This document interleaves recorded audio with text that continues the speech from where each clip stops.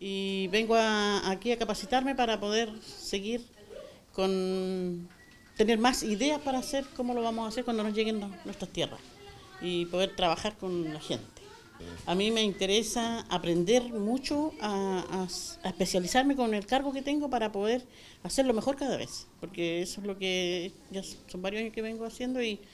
quiero para que tener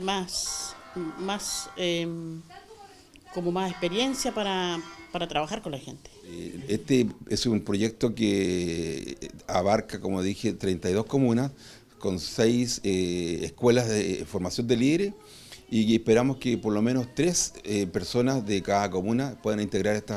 esta escuela de formación. Y tiene por objeto justamente fortalecer su liderazgo en el ambiente productivo, en el ambiente de desarrollo social, en el ambiente de liderazgo político, en fin, abarcando la mayor parte de la vivencia del mundo indígena de esta región.